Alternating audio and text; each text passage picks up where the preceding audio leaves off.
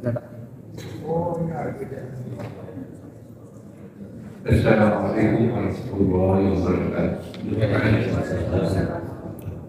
Alhamdulillahirabbil alamin wa bihi nasta'in ala umuri din.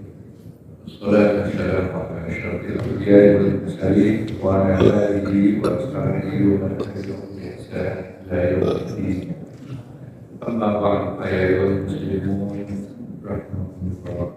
Allahumma alimna ma yanfa'una وانفعنا بما علمتنا سبحانك لا علم لنا إلا ما علمتنا إنك أنت العليم الحكيم.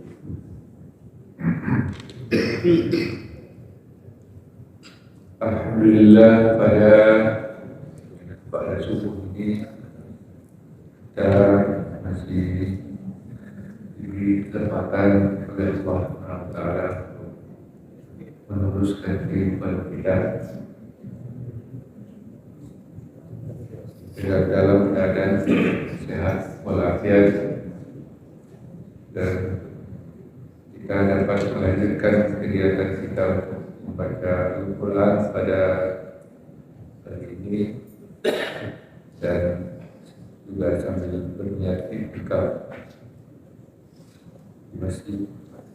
Mudah-mudahan itu selalu dicatat oleh malaikat sebagai amal soleh. Amin ya rabbal alamin. Salawat dan salam kepada Sayyidina Muhammad wa ala ali Sayyidina Muhammad. Lanjut kita pada ayat yang ke-94.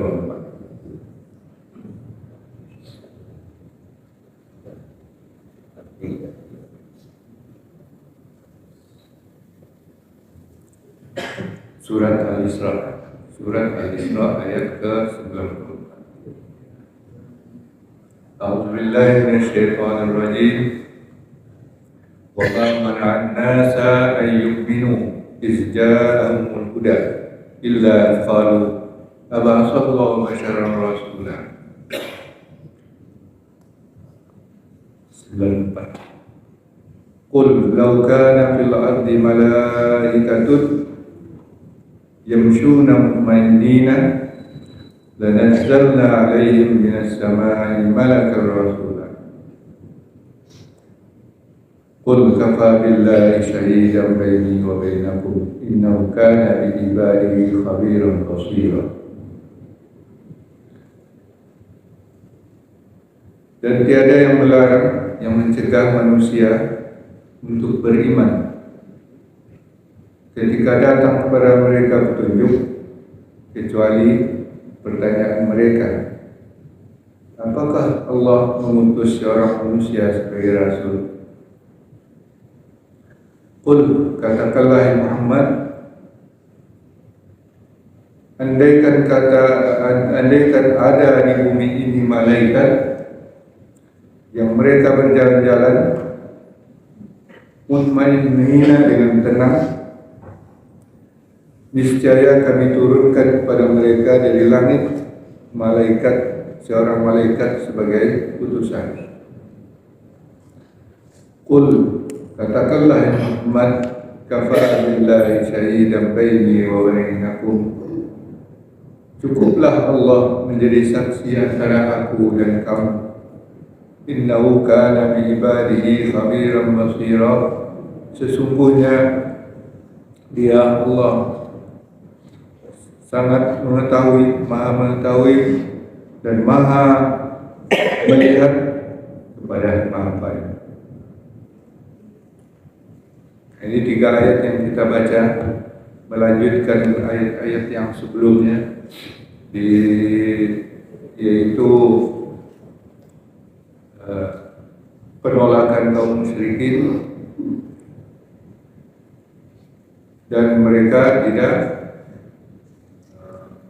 menyahudi dakwah Rasulullah SAW, bahkan menantang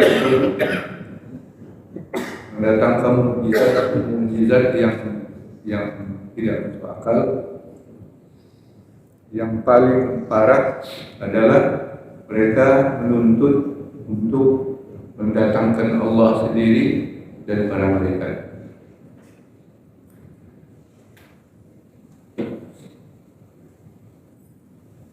mereka tidak akan beriman kalau di ayat yang ke-92 dikatakan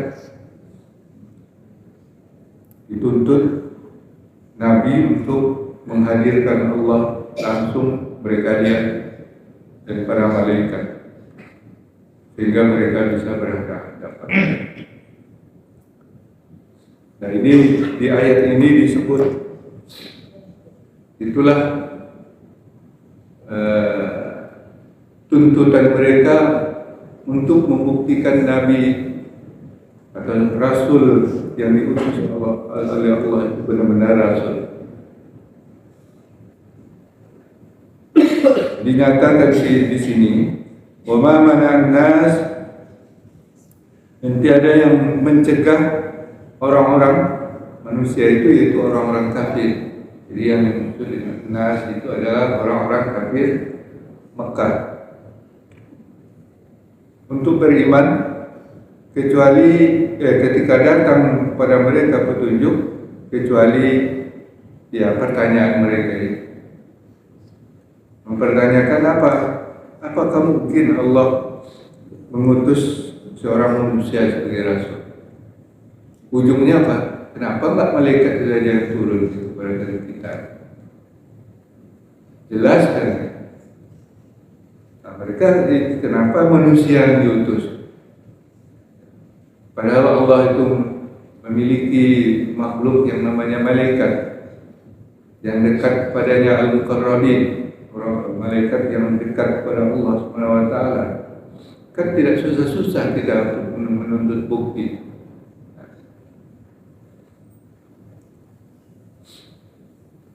Lalu Allah Subhanahu wa taala menuntun Nabi kita Muhammad sallallahu alaihi wasallam untuk menjawab, "Qul," katakanlah hai Muhammad, "Lau kana fil ardi malaikah," jika ada di bumi ini malaikat.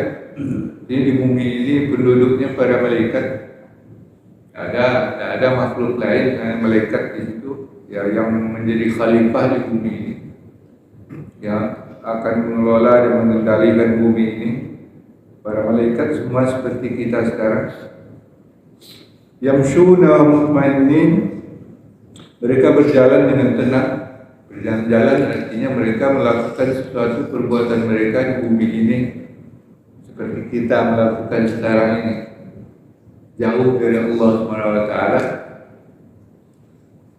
Maka sungguh kami akan menurunkan kepada mereka malaikat juga dari langit sebagai utusan. Tentu malaikat juga yang akan diturunkan. Nah, ini maknanya apa? Sebenarnya pertama, wahyu Allah yang disampaikan kepada manusia itu juga dibawa oleh malaikat. Nazala bihi ruhul amin, yang diturunkan ruhul amin itu kepada Rasulullah SAW ala qalbika, ke dalam hatimu, litakuna minal munzirin. Jadi apakah malaikat manusia, ya malaikat juga terlibat. Cuma kenapa disampaikan kepada seorang manusia? Ya, jawabannya itu. Kalau pikat balam dengan balam, pikat ayam dengan ayam. Ya. Nah, mungkin kalau pikat balam dengan kucing, bisa enggak? Nah, diterkamnya tidak bisa. Jadi manusia itulah, karena manusia itu hidup bersama-sama berkelompoknya, maka diambillah salah seorang manusia untuk menjadi utusan Allah, sehingga manusia itu bergaul dengan mereka, memberikan contoh, memberikan teladan. Tapi kalau para malaikat tidak bisa. Ya, mereka makhluk roh, bukan makhluk fisik. Ada jarak antara kita dengan para malaikat. Apalagi di dalam riwayat-riwayat itu Malaikat itu dahsyat. Ya, makhluk yang diciptakan dari cahaya, punya sayap 2, 3, 4, uli ajnihatin masna wa sulasa wa ruba, dan ditambah-tambah lagi ciptaannya. Jibril itu kononnya kalau sayapnya dia kembang itu menutupi langit dan bumi. Jadi Nabi itu segini aja kalau banyak dibisikkan segini dari Jibril. Tapi itulah yang roh, itulah yang masuk ke dalam diri Nabi dan menyampaikan wahyu-wahyu. Tak bisa. Ya, ada cerita legenda-legenda untuk mendekatkan paham kita. Ya, kenapa manusia ini diutus menjadi rasul, bukan malaikat? Ya, konon itu. Tapi walaupun konon diriwayatkan juga oleh Ibnu Hibban. Ya, tapi itu dengan sanad yang dhaif. Tapi tidak apa-apalah untuk mendekatkan paham kita. Ya, cerita fiktif pun tidak apa-apa supaya kita paham. Ya. Jadi setelah diciptakan Adam dan mereka bersujud, Adam berketurunan, tapi para malaikat itu masih merasa dirinya lebih baik. Karena dulu dinyatakannya nahnu nusabbihu bihamdika wa nuqaddisu lak. Kenapa diciptakan manusia itu? Nanti dia akan berbuat kerusakan di bumi. Kami selalu bertasbih kepada Engkau dan mensucikan. Maka mereka selalu merasa lebih baik dari manusia. Mereka kerjanya bertasbih, mensucikan Allah SWT, tak pernah melanggar perintah Allah, selalu manut dan turut apa yang diperintahkan oleh Allah SWT. Itu mereka Muhammad Sari. Lalu satu ketika karena Allah tahu apa yang dalam pikiran malaikat itu, ya, minta coba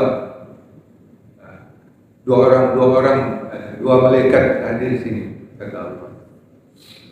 Suruhlah turun ke bumi kan. Ya, kata orang yang dua malaikat itu Harut itu. Tapi entahlah, tapi ya namanya juga konon kan. Turunlah mereka, dijelmakan, diberi kekuatan oleh Allah, menjelma seperti manusia, diberi nafsu seperti manusia. Mereka makan dan minum. Tiba-tiba di manusia banyak rupanya. Ramai tidak seperti di tempat mereka di langit sana. Maksudnya apa? Banyak godaan. Terutama dia melihat gadis-gadis emak boleh gitu. Maka datanglah seorang gadis. Jadi mereka ingin pada gadis itu. Kata gadis itu, memang sengaja diutus untuk menguji mereka. Kata gadis itu, saya tidak mau kalian, kecuali kamu menyembah yang disembah orang-orang itu, jadi musyrik. Oh, itu tidak boleh. Syirik itu dosa yang paling besar yang paling dibenci oleh Allah. Kata gadis itu, ya sudah, dia pergi. Lalu pada esoknya datang lagi dia membawa seorang bayi. Ini nafsu malaikat ini sudah datang lagi. Dalam menginginkan, kata gadis itu, oh Nabi, saya tidak bersedia dengan kamu, kecuali kamu bunuh bayi ini. Lalu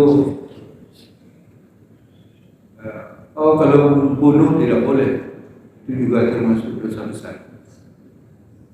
Ya kalau begitu ya sudah, pergi pula. Pada esoknya,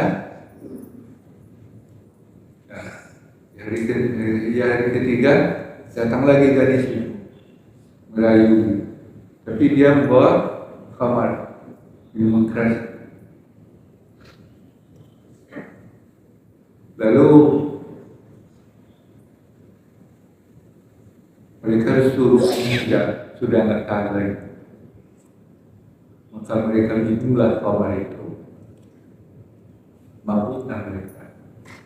Dan berbuatlah mereka kejahatan-kejahatan yang sesuai dengan dorongan nafsunya. Terjerumuslah malaikat itu ke dalam dosa. Konon setelah itu dia sadar, bertaubatlah dia kepada Allah.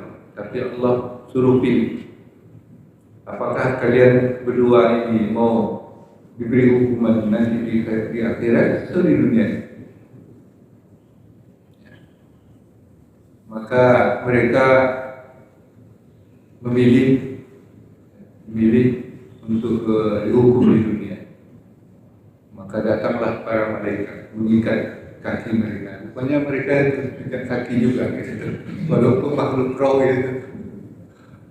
Maka digantunglah dia ke langit, kakinya ke atas, kepalanya bawah. Di bawah, di dekat dengan sungai. Mereka diberi rasa haus yang luar biasa. Mereka nggak bisa mencapai air yang ada di bawah kepalanya. Sampai nanti hari kiamat. Dari mana letaknya mereka tidak tahu. Ini sudah masih ada sekarang, karena ceritanya nanti mereka itu dihukum oleh Allah SWT sampai hari kiamat. Nah itu kalau malaikat yang dijadikan utusan kan tidak bisa. Dia kira jadi manusia itu senang. Padahal di dunia ini banyak sekali godaan. Maka diutuslah manusia sebagai utusan supaya dia merasakan juga sebagaimana rasanya ya, manusia-manusia lain. Jadi manusia bisa dikuatkan dirinya sebagai Allah SWT menguatkan diri para rasul. Mereka dilatih dulu sejak kecil supaya mentalnya kuat. Ya, kalau malaikat tidak bisa, tiba-tiba nanti diutus ke Bani, dan lagi pula malaikat adalah makhluk roh yang begitu, yang punya perbedaan yang hakiki dengan manusia. Maka tidak bisa malaikat itu kalau diutus oleh Allah langsung untuk menunjuki manusia ini. Mestilah dia melalui manusia ini.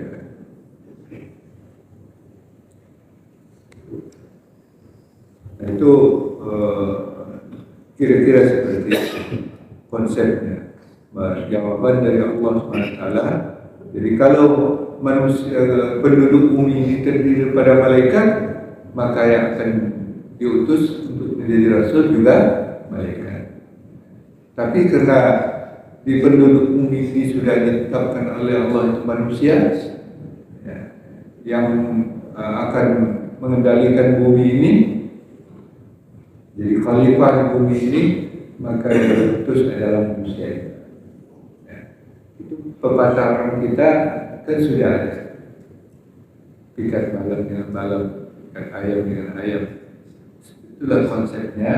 Kenapa Allah mengutus manusia juga sebagai utusan kepada untuk menunjuki umat manusia.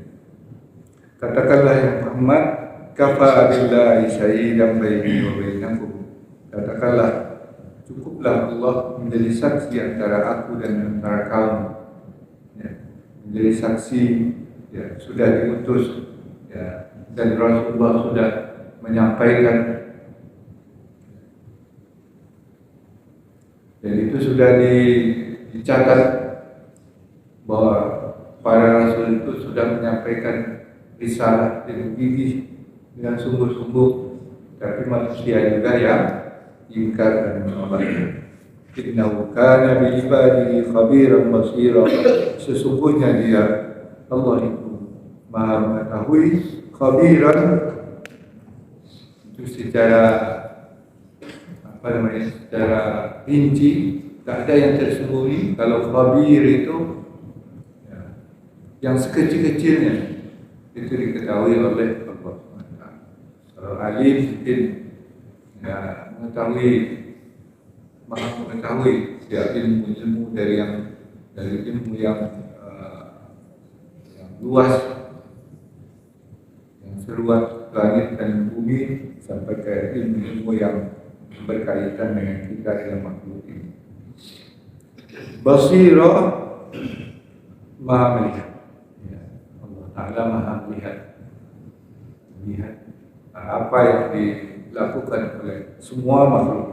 Tidak ada yang tersembunyi dari Allah Subhanahu wa Ta'ala. Walaupun kita berlindung di dalam kotak yang gelap atau di tempat gelap yang sangat gelap, dan kita berpakaian hitam,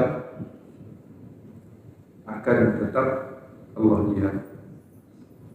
Ya, maka kita tidak bisa bersembunyi dari Allah. Yastaquna minan nas wa la yastaquna minal Allah. Kita bisa bersembunyi daripada manusia. Kalau bersembunyi dari manusia mudah, tapi bersembunyi dari Allah tidak bisa. Itulah pengawasan melekat kita. Ya, kalau kita camkan, kita tanamkan pada diri kita, maka tidak beranilah kita membuat sesuatu yang melanggar larangan perintah Allah. Wallahu a'lam. Ada yang akan kita diskusi.